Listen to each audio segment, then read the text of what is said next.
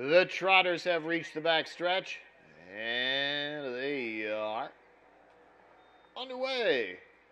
That's Yanks dugout starting well towards the outside of this group. Takes the early lead, but he's challenged by both Highland Mobley and now Incommunicado coming up fast on the inside. But Yanks dugout does clear. Incommunicado has the pocket, followed by Highland Mobley. It's 3 back to 4th and Herculesa. Then PL not so nice. Rich and Miserable made a break early, and that knocks him out of it. But it's Yanks dugout on top. So there are 5 up in that front bunch as they round the turn to the quarter in 28 and 2. Yanks dugout making his return to Pocono, where he had success back in June, has the lead for Simon Allard in from Yonkers, the 1-5 favorite. Incommunicado has the pocket seat there for George Knapp. And then following that, Highland Mobley sits third, the mare Herculesa fourth, another mare PL Not So Nice fifth, and Rich and Miserable still well back from the pack after breaking at the beginning of the race.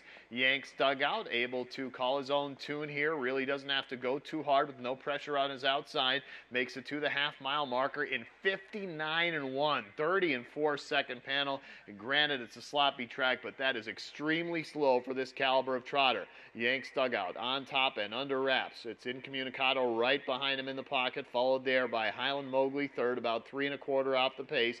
Then it's Herculesa fourth, nobody coming on the outside yet. PL Not So Nice fifth. Rich and Miserable is the deep trailer. Yanks dugout in charge by a length over Incommunicado as they make their way to 3/4, get there 128 even, 28 and 4 on the back.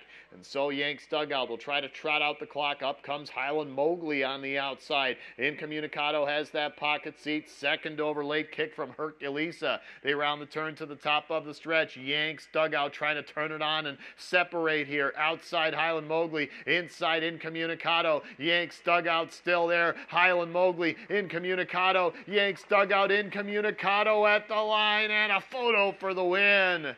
Incommunicado coming up in the passing lane, trying to take it away from Yanks dugout. It was tight. Time of the mile, 1:55 and 2. Wait for the picture.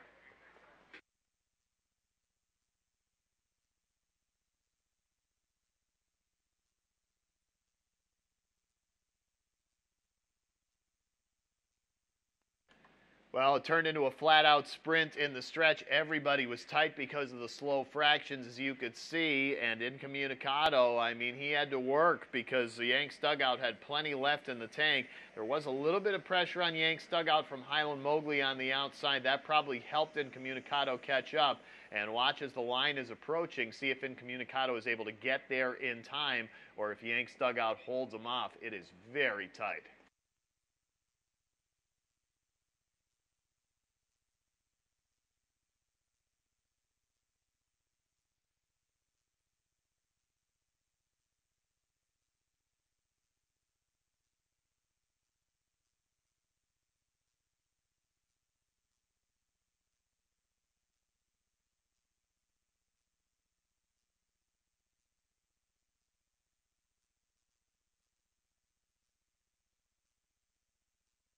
Judges have posted the unofficial order of finish race 10. Number 1, Incommunicado finished first. Number 5, Yanks dugout finished second. Number 2, Highland Mobley finished third. Number 4, Herculesa finished fourth. Unofficially 1-5-2-4 race 10.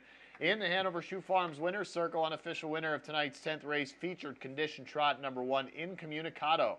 5-year-old bay gelding by Chapter 7 out of Grand Cavala by Cantab Hall. Bred by Knutson Trotting of Delray Beach, Florida, Lee of New York, New York, a Geiger of Livingston, New Jersey, Stoles of Columbus, Ohio, Oka Svanstedt trainer, George Napolitano Jr., the driver, George with the driving double tonight, and Incommunicado, 1-5 betting favorite, ships in from Yonkers, his second win in 6 this year. His other was at Yonkers June 1st. It's his 17th lifetime victory, career earnings over $630,000. He trots the mile in the slop, 1:55 and 2. Number 1, Incommunicado.